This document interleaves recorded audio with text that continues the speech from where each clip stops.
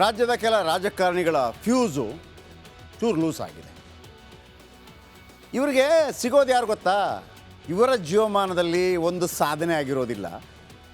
ಜಾತಿ ಹೇಳ್ಕೊಂಡು, ಪಾರ್ಟಿ ಹೇಳ್ಕೊಂಡು, ಯಾವ್ಯಾವುದೋ ನಾಯಕನ ಬುಟ್ನೆಕ್ಕೊಂಡು ನಾಯಕರಾಗಿರ್ತಾರೆ. ಇವರೆಲ್ಲ ಈ ದೇಶದ ಮಹಾನ್ ಅನರ್ಘ್ಯ ರತ್ನಗಳಿಗೆ ಅವರ ಬಗ್ಗೆ ಒಂದು ಟೀಕೆ ಟಿಪ್ಪಣಿ ಕೊಡೋ ಮುಖಾಂತರ ಒಂದು 4 ಕಿತ್ತೋಗಿರೋರು ಕ್ಲ್ಯಾಪ್ ಹೊಡಿತಾರೆ ಅಂತ ಅಂದ್ಬಿಟ್ಟು ಏನೇನೋ ಹೇಳಿಕೆಯನ್ನು ಕೊಡು. ದೇಶಕ್ಕೆ ಸ್ವಾತಂತ್ರ್ಯ ಕೊಡಿಸಿದ ಮಹನೀಯರಿಗೆ ನಿರಂತರವಾಗಿ ಅವಮಾನಿಸಲಾಗ್ತಾ ಇದೆ. ಮೊನ್ನೆ ಅಂಬೇಡ್ಕರ್ ಅವರ ಬಗ್ಗೆ ಹೇಳಲಾಯಿತು, ಇದೀಗ ಗಾಂಧೀಜಿ ಬಗ್ಗೆ. ಇವರಿಗೆಲ್ಲ ಯಾಕೆ ಬೇಕು? ಅವರೆಲ್ಲರ ಪಾದದ ಧೂಳಿಗೆ ನಾವೆಲ್ಲ ಸಮಾನರ? ಯೋಗ್ಯತೆ ಇದೆ ಇವರಿಗೆಲ್ಲ ಅವರ ಬಗ್ಗೆ ಮಾತಾಡೋದಕ್ಕೆ? ಟೀಕೆ ಟಿಪ್ಪಣಿಗಳಿರ್ಬೋದು ಅವರುಗಳ ಬಗ್ಗೆ, ಅವರ ಸಾಧನೆ ಏನ್ರಿ? ಹಿಮಾಲಯ ಪರ್ವತದಷ್ಟು ಪ್ರಭಾವಶಾಲಿಗಳಾಗಿರುವ, ಅದಕ್ಕಿಂತಲೂ ಪ್ರಭಾವಶಾಲಿಗಳಾಗಿರುವ ನಾಯಕರನ್ನು ಈ ಸಣ್ಣ ಪುಟ್ಟ ಚಿಚೆ ಒಂದು ಕ್ಷೇತ್ರ ಬಿಟ್ಟು ಇನ್ನೊಂದು ಕ್ಷೇತ್ರ ಗೆಲ್ಲೋಕ್ಕಾಗದವರು, ತನ್ನ ಕ್ಷೇತ್ರದಲ್ಲೇ ಸ್ವಂತ ನಿಲ್ಲೋಕ್ಕಾಗದವರು, ಪಕ್ಕದ ಕ್ಷೇತ್ರ ಗೆಲ್ಲಿಸ್ಕೊಡೋಕ್ಕೆ ತಾಕತ್ತಿಲ್ಲದೆ ಇದ್ದವರು ರಾಷ್ಟ್ರ ನಾಯಕರುಗಳ ಬಗ್ಗೆ ಮಾತಾಡೋದು. ಯಾಕೆ ಇದರ ಬಗ್ಗೆ ಹೇಳ್ತಾ ಇದ್ದೀನಿ ಅಂತಂದರೆ ಕೇಳಿಸ್ಕೊಳ್ಳಿ.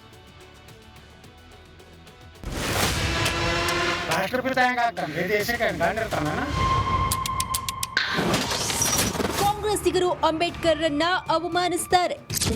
ಇಸ್ಲಾಂ ಧರ್ಮವನ್ನು ಸ್ವೀಕಾರ ಮಾಡಲಿಕ್ಕೆ ಸಿದ್ಧತೆ ಮಾಡಿಕೊಂಡಿದ್ದಾರೆ. ಬಿಜೆಪಿಗರು ಗಾಂಧೀಜಿಗೆ ಅವಮಾನ ಮಾಡ್ತಾರೆ. ರಾಷ್ಟ್ರಪಿತ ಹೆಂಗಾಗ್ತಾನ್ರಿ? ದೇಶಕ್ಕೆ ಗಂಡಿರ್ತಾನ. ಕರ್ನಾಟಕದಲ್ಲಿ ದೇಶದ ಮಹಾನ್ ನಾಯಕರನ್ನ ಅವಮಾನಿಸುವ ಕಾಮಗಾರಿ ಜೋರಾಗಿ ಸಾಗ್ತಿದೆ. ಮೊನ್ನೆಯಷ್ಟೇ ಕಾಂಗ್ರೆಸ್ ನಾಯಕ ಅಜ್ಜಂಪೀರ್ ಖಾದ್ರಿ ಅವರು ಸಂವಿಧಾನ ಶಿಲ್ಪಿ ಡಾಕ್ಟರ್ BR ಅಂಬೇಡ್ಕರ್ ಅವರನ್ನ ಅವಮಾನಿಸಿದ್ರು.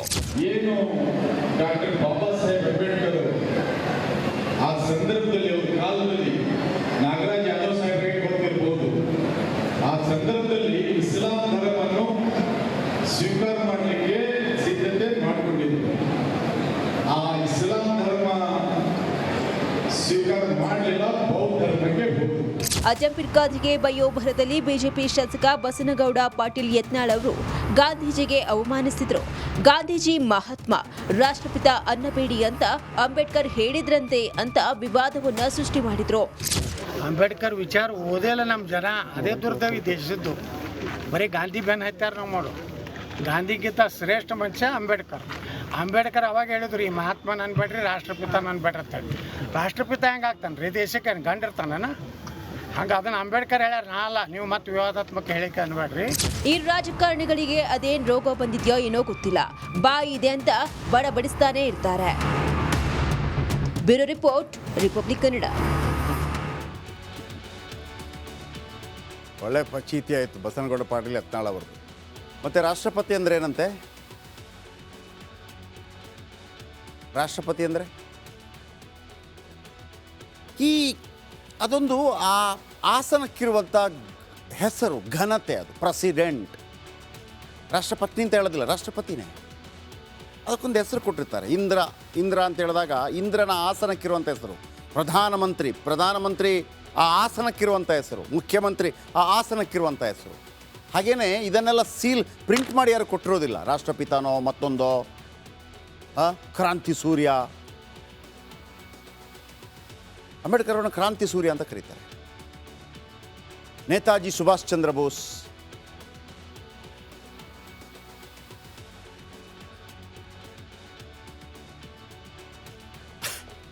ನೋಡಿ, ಮಹಾತ್ಮ ಗಾಂಧೀಜಿಯವರನ್ನು ನಾವೆಲ್ಲ ರಾಷ್ಟ್ರಪಿತ ಅಂತೀವಿ.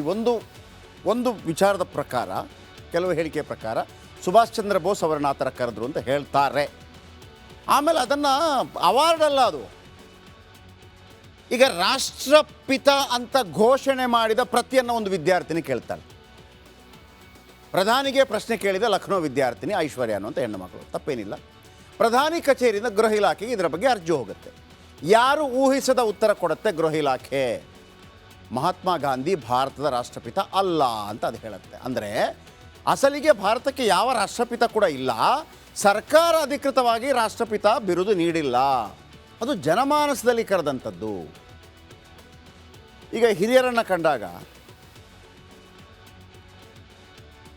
ಅಪ್ಪಾಜಿ ಅಂತ ಕರೀತಾರೆ, ಅಮ್ಮ ಅಂತ ಕರೀತಾರೆ. ಆ ಥರ ಹೇಳಿಕೆಗಳು ಬಂದಿದ್ದು ಬಿಟ್ಟರೆ ಅಧಿಕೃತ ಮೊಹರ ಅಲ್ಲ ಅದು. ಸರ್ಕಾರ ಅಧಿಕೃತವಾಗಿ ಗಾಂಧೀಜಿಗೆ ಬಿರುದು ನೀಡಿಲ್ಲ, ಆಮೇಲೆ ಆ ಮನುಷ್ಯದನ್ನು ತಗೊಳ್ಳುವವನು ಅಲ್ಲ. ಬಿರುದು ನೀಡಿರೋ ಬಗ್ಗೆ ಯಾವುದೇ ದಾಖಲೆಗಳು ಕೂಡ ಇಲ್ಲ. ಅಧಿಕೃತವಾಗಿ ಗಾಂಧೀಜಿ ಭಾರತ ರಾಷ್ಟ್ರಪಿತ ಅಲ್ಲ. ಆಮೇಲೆ ಗಾಂಧಿ ಅಂಬೇಡ್ಕರ್ ಮಧ್ಯೆ ಭಿನ್ನಾಭಿಪ್ರಾಯಗಳಿದ್ದವು. ಇಲ್ಲಿ ಇವ್ರು ಹೇಳಿದ್ದೇಳು, ರಾಷ್ಟ್ರಪಿತ ಅಂತ ಹೇಳಬೇಡಿ ಅಂಥೇಳಿ ಅಂಬೇಡ್ಕರ್ ಹೇಳಿದರು ಅಂತೇಳಿ. ಇದು ಫಿಟ್ಟಿಂಗ್ ಇಡೋ ಕೆಲಸ ಅಲ್ವಾ? ಈ ವಿಚಾರಕ್ಕೂ ಬರ್ತೀನಿ. ರಾಷ್ಟ್ರಪಿತ ಅನ್ನಬೇಡಿ ಅಂತ ಅಂಬೇಡ್ಕರ್ ಎಲ್ಲೂ ಹೇಳಿಲ್ಲ. ರಾಷ್ಟ್ರಪಿತ ಅನ್ನಬೇಡಿ ಅಂತ ಹೇಳಿದ್ದಕ್ಕೆ ಸಾಕ್ಷ್ಯಗಳು ಸಿಕ್ಕಿಲ್ಲ. ಆದರೆ ಇಬ್ಬರು ಮಹಾನ್ ಧ್ರುವತಾರೆಗಳಿದಾರಲ್ಲ, ಒಬ್ಬರು ಯಾವ ತುಳಿತಕ್ಕೊಳಗಾದವರಿಗೆ ಆಶಾಕಿರಣವಾಗಿ ಇವತ್ತು ಕೂಡ ಆ ತುಳಿತಕ್ಕೊಳಗಾದವನೊಬ್ಬ IAS ಆಗ್ಬೋದು, IPS ಆಗ್ಬೋದು, ರಾಷ್ಟ್ರಪತಿ ಆಗ್ಬೋದು ಅಂತ ಸಾಧನೆ ಮಾಡಿ ತೋರಿಸಿದವರು ಡಾಕ್ಟರ್ ಅಂಬೇಡ್ಕರ್. ಮಹಾತ್ಮ ಗಾಂಧಿ ವಿಚಾರ ಬಂದಾಗ ಹೇಳ್ಬಿಡ್ತೀನಿ ಏನು ಅಂತಂದ್ಬಿಟ್ಟು, 560 ಮಹಾರಾಜರುಗಳಿರ್ತಾರೆ.